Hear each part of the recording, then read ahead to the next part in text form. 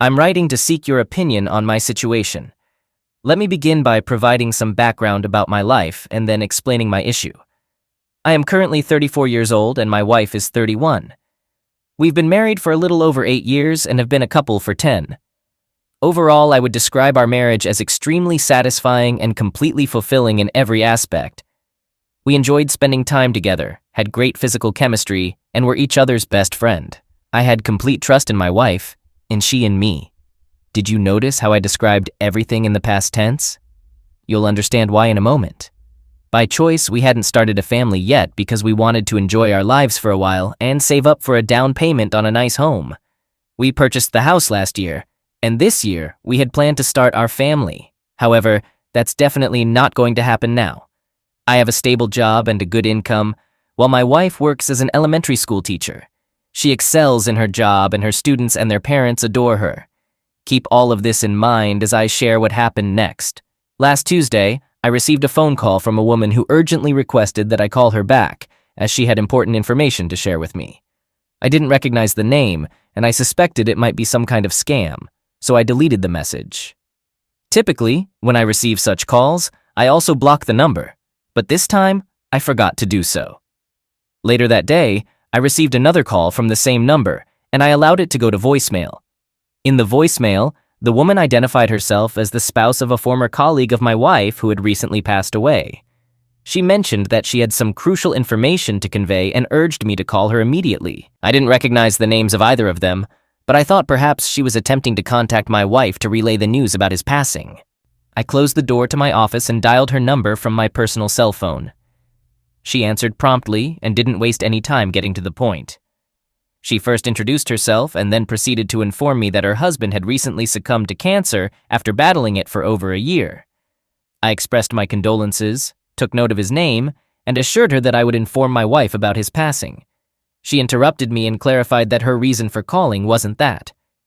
She then went on to explain that, while receiving hospice care and nearing the end of his life, her husband had confessed to having a 3-year affair with my wife, spanning from mid-2015 through the summer of 2018. Hearing this news caused a surge of cortisol through my body, and my heart began to race. I was left in shock by her revelation, and I fell silent, struggling to find words. After composing myself, I inquired whether it could have been a result of medication-induced hallucinations.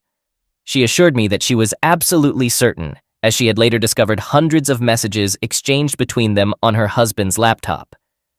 She also found a disturbing video of their final encounter, which took place on August 17, 18. As she spoke, I kept expressing my disbelief. I requested her to send me evidence and provided her with my personal email address. She proceeded to copy and send me some of the most incriminating messages they exchanged, but the video file was too large to be sent via email or text. I asked if she had a USB drive. She didn't, so she went out and purchased one. Upon her return, she called me, and I guided her through the process of copying the video onto the drive. The following morning, she sent the drive to my office via overnight delivery, and I received it on Thursday morning. On that day, I brought my personal laptop to the office with the sole intention of watching the video. I inserted the thumb drive and pressed play, and what I witnessed left me in disbelief. There was my wife, accompanied by an unfamiliar, awkward-looking man, engaging in actions I cannot describe here. Let's just say it was deeply disturbing. Some of their actions were not only repulsive, but also unhygienic. In the 29-minute video, both of them were quite vocal, laughing with pleasure and clearly reveling in what they were doing. It was sickening. When I initially started the video, I must admit that I immediately began crying and felt nauseated. However, as I continued to watch, my sorrow transformed into an overwhelming sense of anger and sheer rage. Fortunately, my wife wasn't present when I viewed the video, as I'm uncertain how I would have reacted if she had been. It's currently 7:09 p.m. on Thursday evening, and I've been composing this post for the past hour and a half. Earlier this afternoon, I phoned my wife and informed her that I was going out to dinner with clients. Occasionally, I have to do this for work, and she bought my explanation. Regarding my course of action, I'm not entirely certain, but I'm strongly inclined toward pursuing a divorce. I couldn't bring myself to stay with her, and I'll never be able to forgive her. In fact, after witnessing her actions, I have no desire to be near her again without using personal protective equipment, PPE. I'm not joking about that either.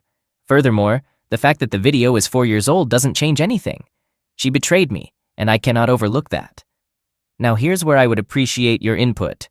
Should I confront her with the evidence and give her an opportunity to explain? Or should I directly engage an attorney and serve her with divorce papers? I haven't shared this with anyone else yet because, to be honest, I feel too ashamed. That's why I've turned to this anonymous forum to discuss it and seek your feedback. I assure you that I will read all the comments. Update 1. I'd like to provide a brief update on the current situation. After having dinner on Thursday evening, I returned home and acted normally with my wife.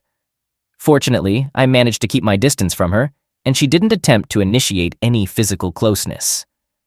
On Friday, I took the day off and met with a divorce attorney after doing extensive research online. I presented all the evidence, including the video, to the attorney. She explained to me that although my wife clearly violated the marriage vows, it would not impact the outcome of the case. I inquired about this, and she clarified that our state follows a no-fault divorce system, meaning either party can end the marriage at any time without assigning blame or asking questions. I asked her how this was possible, and she told me it's the law. She mentioned that we can attribute this legal framework to Ronald Reagan, who initiated it back in the late 60s while he was the governor of California.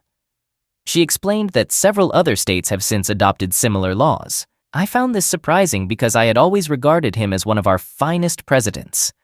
But now I have some doubts.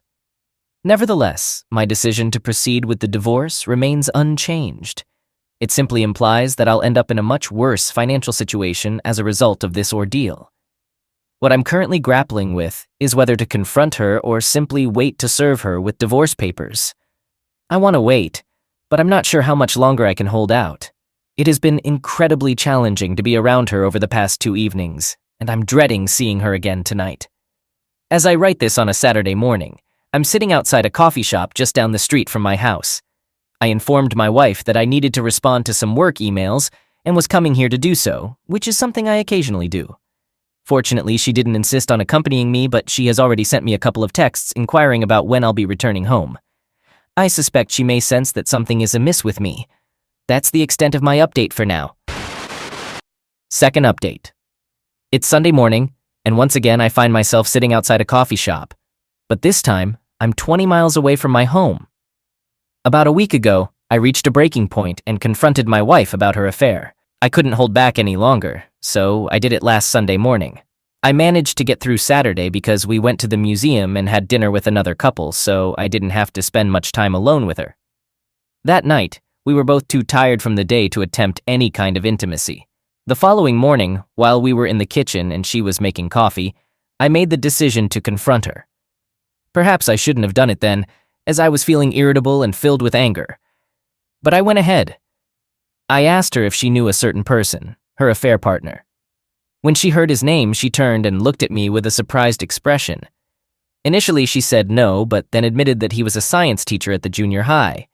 With my tablet in front of me, I mentioned that I had read about his passing due to a serious illness.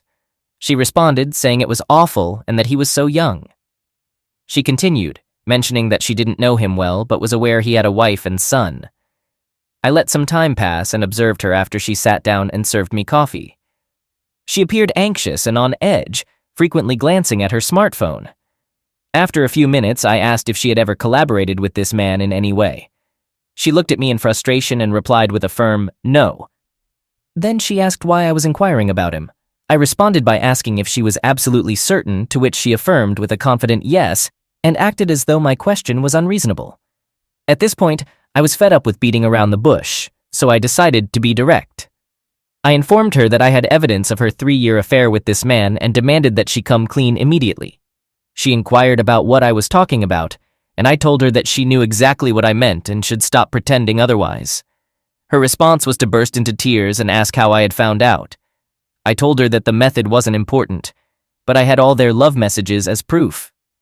She attempted to gaslight me, claiming that those messages were merely part of a fantasy roleplay and that nothing physical had ever occurred between them. I interrupted her and asked her to repeat herself, and once more she insisted that there had been no physical contact. I then showed her the video of them together and pressed play, which caused her to lose her composure. She transitioned from denying any wrongdoing to apologizing and stating that it had all taken place 4 years ago and she had since changed as a person. Afterward, I stood up, left my seat, and walked out to the patio, with her trailing behind me. She was crying and pleading with me to talk, but I expressed my desire to be alone. She continued to cry loudly and raised her voice, repeatedly saying, "Please, please." To avoid causing a scene in our neighborhood, I returned to the house. By that point, I was becoming increasingly angry and went into the bedroom to start packing. She tried to pull me away and hugged me in an attempt to prevent me from leaving. I warned her that if she didn't release me, I would send the video to her parents. Upon hearing this, she promptly let me go and lay on the bed, crying and repeatedly apologizing. I completed my packing and left the house. When she asked where I was headed, I informed her that I'd be staying in a hotel for a while. I left her there, crying, and drove away. I drove to the same coffee shop where I am today, just down the road from my office. From there, I made a reservation at the hotel across the street and spent the morning contemplating my next moves. Throughout this period, my wife persistently called and texted me, but I didn't respond until I checked into the hotel at 3 p.m. During the call, which lasted nearly 2 hours, I informed her that I intended to divorce her and she should get prepared for it. The rest of our conversation was filled with her pleading with me and trying to change my mind. At one point, I asked her to explain her relationship with her affair partner. She stated that they both shared a specific disturbing fetish, and that was the extent of it. She explained that their physical actions held no emotional significance, attempting to prove it by criticizing the man's appearance. She insisted that I could see from the video how unattractive and emaciated he was. She argued that it was evident she would never leave me for him, and their meetings were solely to satisfy the shared fetish, which she claimed she no longer had. In response, I suggested that she might have serious mental issues and advised her to seek professional help. Perhaps unwisely, she immediately embraced this statement and admitted that she might be insane for her actions. She then transitioned to emphasizing that all of this had occurred over 4 years ago, and she hadn't thought about being with anyone else since. I countered by asserting that the only reason she ended the affair was that her affair partner moved 5 hours away to take a position in another school district. She attempted to convince me that she had ended it long before that, but I pointed out that the video was recorded the day before he and his family left town. She had no response, and it became clear to me that my wife was not only a cheater, but also a habitual liar. On Monday of the past week, I met with my attorney to inform her of the weekend's events and express my desire to expedite the divorce process. She agreed to proceed and recommended that I cease all direct contact with my wife, directing all future communications through her. She also cautioned against confronting my wife without witnesses, emphasizing the potential risks. She mentioned that she has dealt with numerous instances where husbands were wrongly accused in similar situations. I took her counsel seriously and informed her that I would follow this approach moving forward. So, that's the current situation. Everything has unfolded rapidly, and I haven't had the opportunity to grieve the end of my marriage. I don't feel too terrible at the moment, but I'm aware that it will catch up with me eventually. Third update. Once I granted my attorney the permission to fast-track the divorce, I shared the news with my family, and they expressed shock and disappointment in my wife's actions. Their primary concern was my well-being, and I reassured them that I was coping. Nevertheless, they decided to visit me for a few days the following week. The following day, my mother-in-law, MIL, called me and apologized for her daughter's behavior. She inquired if there was any chance I might reconsider or take some time to think before proceeding with the divorce. I explained that I had already made up my mind and now just wanted an amicable divorce to move on. She understood my position, and we ended the call on good terms. During the following week, my parents arrived in town on Thursday and checked into the hotel where I was staying. I took Thursday and Friday off work to spend time with them, and we enjoyed sightseeing during the day and dining out at night. On Saturday morning, my mom informed me that my in-laws had reached out and wanted to meet my parents for lunch. I didn't see any issue with that, as our parents had maintained a friendly relationship since our marriage, though they weren't exceptionally close. They exchanged pleasantries and stayed in touch periodically. I agreed to the meeting and suggested they gather at a nearby restaurant. While they were there, my mom called me and relayed that my in-laws wanted to see me. I invited them to come over to the hotel and we arranged to meet on the back deck by the pool. We gathered, and it was pleasant to see them. My in-laws were not insistent at all. They expressed genuine apologies and concern for my well-being. During our visit, they were considerate and didn't attempt to persuade me to reconcile with their daughter until near the end of our meeting. At that point, my mother-in-law, MIL, asked if there was any chance of forgiveness and continuing the marriage. I regretfully informed her that there wasn't any possibility. She accepted my response, acknowledging that she had to make the effort at least. I assured her that I understood her perspective. We exchanged hugs, bid our farewells, and they departed. That concluded our meeting. Now I must await the scheduling of the hearing to bring closure to this chapter and move forward with my life. Final update. A year later, I anticipated a swift divorce process due to our state's no-fault divorce laws, but it didn't turn out that way. I had to wait nearly 9 months for the hearing. I also mistakenly believed that no-fault divorce meant a simple 50-50 split, but that wasn't the case. Despite covering 70% of the bills and contributing 85% of the assets, I still had to pay alimony. Instead of a 4-year alimony obligation, my attorney negotiated an additional lump sum payment of $29,000, paid to my ex-wife after we sold our house. It felt unfair to me. My attorney explained that I could have protected the assets I owned before the marriage, but my mistake was adding my wife as a joint owner right after we wed, resulting in a 50-50th split. All of that is in the past now, and there's nothing I can change about it. I'm just relieved that it's all behind me, and I'm a free man. Now, regarding my ex-wife, we remained civil throughout the process, although she continuously asked for a second chance right up to the divorce and for weeks afterward. She claimed to be infatuated with me and persistent in her pursuit. She hasn't been overly intrusive, but every few weeks she sends me a text, reminding me that she still thinks about me and that she'll always be available if I change my mind. The strangest thing she asked last week was whether I'd be willing to have a child with her. I told her no, as we're divorced. She then inquired if I would be a biological material donor so she could have a child using my genetic material. I told her firmly that it's not going to happen, and if she wants to have a child, she should consider another relationship or explore the option of a donor. She insisted that she doesn't want another man, and if I won't be the father, she won't have children. That text exchange left me deeply concerned, and I hope she reconsiders her stance. While I do care about her well-being, I believe I'll need to cease communication with her. The next time she reaches out, I plan to convey this message in a firm but gentle manner. Meanwhile, I intend to contact her parents and inform them about her recent behavior, hoping they can discreetly intervene and help resolve the situation. That's the update for now. I may have lost half of my net worth, but at least I've regained my freedom. All right, that was a fun story. Now let's move on to another exciting one. Stay tuned and let's dive in. It all began when my mother came to visit me at school, as she always did. She stayed in a nearby hotel during her visit. While we were having dinner, her phone kept receiving messages. At one point, when she thought I wasn't watching, she took out her phone and began texting someone her hotel location and room number. This surprised me, and my heart started racing. After dinner, I pretended to head back to my apartment while she went to her hotel room. In reality, I drove to a quiet, secluded place and started crying. These events would eventually lead to the breakdown of my family and my close relationship with my mother. It's been more than a year since that crucial night, and I'm currently in my 3rd year of college. I'm facing a tough decision, whether to enter the NFL draft or complete my 4th year of college. My college coach is urging me to finish my degree, but I can't help but feel it's more for his benefit than mine. Deep down, I know that the best choice for me is to pursue an NFL career and start making a living. I really miss having my mother by my side, especially during my football games when I was just 14. At that time, she never missed a game, not even a practice. I could always rely on her to be in the stands, cheering for me, whether it was a cold winter day or a hot summer afternoon. She was my most devoted supporter.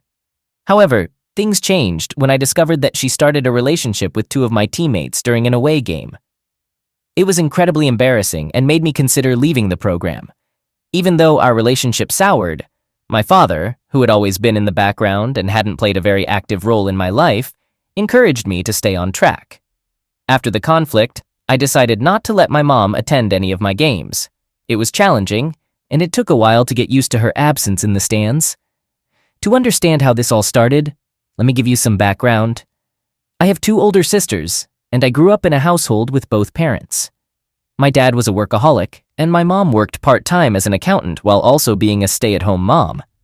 When I was about 14, I began to notice that my parents were gradually drifting apart. First, I noticed that they were sleeping in separate bedrooms. Then I observed that they were arguing a lot. But my dad would often walk away from those arguments. He didn't want his children to witness him fighting with his wife. Even though my mom and I were close, I always had a lot of respect for my dad. It wasn't always like that, though. I had to hear my mom complain about him not doing certain things, and I felt like she sometimes focused on issues that could have been overlooked. I was undeniably close to my mom, and yes, I'll admit it, I was a mama's boy. She had always been there for me, maybe a little too much at times, perhaps a bit too enthusiastic. Especially when it came to motivating me and developing my skills, she played a significant role in getting me to where I am today. I give her credit for attending all my games and practices. I always knew she'd be there cheering me on. I'm not saying my dad wasn't present, he was. He's the silent type, and when he wasn't working, he enjoyed taking me into the woods. My dad has consistently provided guidance and support, but he allowed my mom to take the lead at home and in raising me. He did this mainly to avoid conflicts with her. When it came time for me to choose a college for football, my mom played a significant role in the school I ultimately selected. I was a highly sought-after recruit with multiple scholarship offers, and I depended on my mom to help me make the right choice. She made a wise decision because the program I'm currently in suits me well. My college was several hours away from home, and my mom would visit me in college, staying in a hotel at least once every 2 weeks. At first, I thought she was coming to watch my games or attend away games, but it turned out there was more to it. If she hadn't gotten involved with my teammates in an embarrassing way, everything might have been okay. Looking back, I can see that my mom and dad's relationship was deteriorating, mainly because my mom had become excessively controlling over my dad. She might have played a role in him becoming a workaholic, as their relationship became strained due to her influence. I used to think that my parents hadn't divorced yet because they were waiting for me to move out. But even after I left, I expected them to eventually split up. However, they didn't. My mom is an attractive woman, and I've always been aware of that, partly because she would remind my dad of what a catch she was. And she was right. I noticed my friends talking about my mom and the interest they showed in her since high school. At first it was embarrassing, and I didn't like the attention she was getting. I wished she wouldn't come to my games, but I eventually got used to it. I saw coaches and players looking at her and asking me about her, finding reasons to start conversations with her. Everyone was always respectful, and she would dismiss it. I never in a million years thought she would consider being unfaithful to my dad.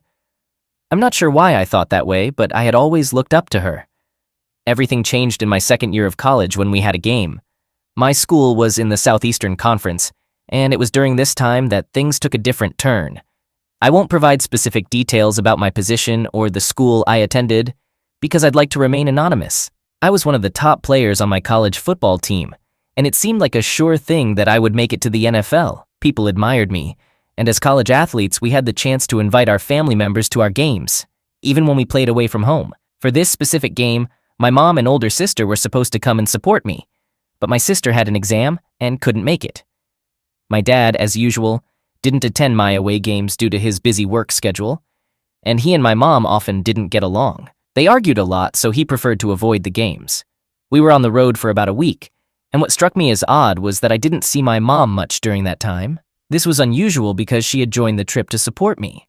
I assumed that she must be busy with work, and I appreciated the fact that she made the effort to be there for me, even though she had work commitments, something I believed my dad wouldn't do. It wasn't until a week later that I started hearing rumors from a teammate that one of my fellow teammates had been involved with my mom. Initially, I thought they were just trying to mess with me or tease me, as we often did to each other, to mentally challenge one another. Additionally, many players were envious of me because they knew I had a promising future in the program, so I dismissed it, thinking it was merely psychological games. However, the rumors persisted, and I began hearing that 2 other teammates had also been romantically involved with my mom around the same time. Despite this, I hesitated to confront my teammates because, once again, I found it difficult to believe. It's worth noting that it wasn't uncommon for family members to travel long distances to attend their son's games. I wasn't the only one. Almost all of my teammates had family members who came to watch our games, and most of us came from out of state. Everything took a different turn for me one day as I walked towards my mom after a game. I noticed that she was texting and had a smile on her face. When I approached her, she quickly tried to hide her phone, but her body language made it evident that she was concealing something. Later, during dinner at a restaurant that evening, her phone kept buzzing, and she couldn't divert her gaze from it. At one moment, she must have thought I wasn't paying attention, perhaps underestimating how much I'd grown.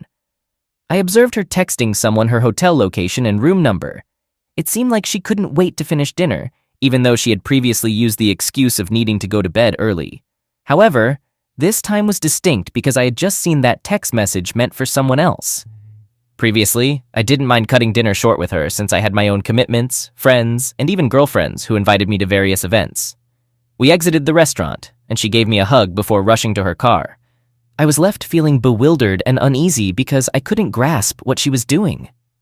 That's when it struck me that this wasn't the first instance of her behavior like this. It felt like I was experiencing déjà vu, and I felt betrayed. It was as though all along she had been coming to my school not to visit her son, but to be with someone else. When I discovered that my mom was being unfaithful to my dad, a whirlwind of emotions overwhelmed me. Initially, disbelief washed over me like an icy wave. It was impossible to comprehend that the woman I had admired and loved my entire life, my own mother, could betray my dad in such a manner. As the shock faded, anger flared up inside me. I was furious with her for jeopardizing our family, for betraying my dad, and for putting me in the middle of it all. Anger also swirled towards the teammates involved, for breaking a trust I didn't even realize was at risk. Sadness and pain followed as I experienced a deep sense of loss. The family that I had always known, the stability that I had taken for granted, was now shattered. It was as if a piece of my heart had been ripped away, leaving an ache that felt insurmountable. Confusion gnawed at me. I had so many questions: why she did it, how long it had been happening, and how I could have been so unaware. I felt like I was lost in a maze of secrets and desperately wanted to understand it all. Guilt also crept in. I wondered if I could have done something differently, if I had missed any signs, if I had played a role in this situation. It was a persistent, self-doubting feeling that was hard to shake off. All these emotions tangled together, creating a tumultuous storm inside me. I was caught in a whirlwind of disbelief, anger, sadness, confusion, and guilt, all while trying to come to terms with a shattered reality. It was an incredibly painful and bewildering experience that left a lasting impact on me. I got into my car and made it seem like I was driving away, but instead, I headed to a secluded place. My mind was racing with thoughts, and the more I dwelled on the situation, the angrier I became. I had always thought my mom was visiting her son, but now doubt clouded my perception. I wasn't sure if she had come to see me or someone else. With each passing moment, a surge of anger built up inside me. My anger wasn't solely directed at my mom, but also at the other person involved, whom I suspected to be a teammate. It made me question whether the rumors I had heard for months were actually true. It felt like everyone was mocking me, and I couldn't shake the thought that she might have yielded to advances from students and staff members over time. I wasn't always keeping a close watch on my mom during the game or when she visited me. My focus was on the game, on the ball. After all, she's an adult, my parent, and she's married. Honestly, if she had chosen to divorce my dad and be with someone else, I wouldn't have been too upset about it. What bothered me the most was that she was doing this right here, in a place where people knew me well. I had a significant presence in that area, and I needed to stay concentrated on my game. She was supposed to assist me with that, but now it seemed like she was becoming a distraction. A few hours went by, and I decided to go to her hotel room to find out who she was having a relationship with. When I reached the hotel's parking lot, I scanned the area, hoping to spot a familiar car. However, the parking lot was crowded, and there were so many similar cars, including those driven by people I knew, that it felt like it could be the entire football team's vehicles. I stormed into the hotel, paying no attention to the people around. I knew her room number, so I went directly there. I pounded on the door, without worrying about the commotion. It took a while, but she eventually opened it. She stood there with her hair in disarray, gazing at me as if I were the one who had lost my mind. I moved her aside to enter the room and find out who she was with. She tried to block me, but I went into the room and found no one there. That's when I noticed the bathroom door was closed and locked from the inside, so I forcefully crashed into it several times until it finally gave in. By this point, my mom was screaming, and to my surprise, I discovered not just one teammate, but two in the bathroom. It turned out to be one of the guys who had been rumored to be involved with her and another friend who always hung around with him. I knew this second guy as someone who was known for dating girls around the college. He was an average player who occasionally made significant plays but had no real future in football. The fact that he had pursued my mom instead of anyone else struck me as jealousy over my future and success. I lost control and immediately got into a physical altercation with both of them. They couldn't handle my anger, and one of them fled the scene. I continued to confront the other guy, striking him in my rage. My mom and another person who must have heard the commotion stepped in to restrain me. I wasn't sure who the man was, but he urged me to leave quickly, explaining that someone might have called the police and I could risk getting arrested. He appeared to recognize me or know me from somewhere. At this point, my mom was in tears, pleading with me to leave. I left my teammate in a severely injured state as I exited the hotel room and got into my car. Before I departed, I couldn't contain my anger and told my mom that I was cutting ties with her. My fury toward her was just as strong as it was toward him. I took his actions personally because I believed it wasn't about love for him. It was an attempt to disgrace me. As I drove back to my apartment, I called my dad and shared everything with him. Surprisingly, he was the one who managed to calm me down. He acted as if it wasn't a significant issue and reassured me that it wasn't about them, but about me. He stressed that I was the star, the future, and that there would always be challenges and obstacles trying to bring me down. What truly mattered was how I handled those situations. The aftermath of the incident was overwhelming. I was informed that the police were searching for me and the teammate I had fought with was considering pressing charges. He used his connections to make the legal problems go away, sparing me a visit to the police station. The coach then had a private conversation with me and assured me that he would have done the same thing in my position. He echoed the sentiments my dad had shared, emphasizing that I was the star player and that others, with no real future in the sport, might attempt to undermine me. He also shared his own past, explaining how his first wife had been unfaithful and why he had difficulty trusting women. Following our conversation, he made it seem like I might have been reacting strongly to the entire situation, but he did acknowledge the humiliation I had experienced. He pledged to do his best to remove those teammates from the program, and he followed through a few months later. With this assurance, I felt a sense of duty to remain in college for one more year instead of immediately entering the NFL draft. My siblings got wind of the story, and everyone distanced themselves from her. My dad initiated divorce proceedings, and I haven't communicated with her since, despite her attempts to reach out. If she had been involved in an affair during her own time, when she wasn't using a visit to me as an excuse, and especially not with two of my teammates, maybe I wouldn't be as upset as I am with her. She nearly got me expelled from the program and derailed my future. While I do miss her presence at my games and the support she used to provide, it will take some time for me to heal from all this and rebuild a relationship with her. I don't typically hold grudges, and I didn't expect this one to last almost a year. Currently, I've already forgiven her, but it's challenging to rebuild our connection because being in the same program with people who are aware of what happened constantly reminds me of it. I won't allow this incident to alter my career path because I'm stronger than that. People may still ridicule me and gossip about me, but my resilience can handle it all. Changing my career trajectory due to my mom's actions and two teammates who won't have a significant impact in the long run would reflect weakness on my part. I'm eager to enter the NFL draft this year and leave all this in the past, but I also feel a sense of gratitude towards my coach for his support and guidance. I like to believe that there are a few more things I can learn and achieve before moving on.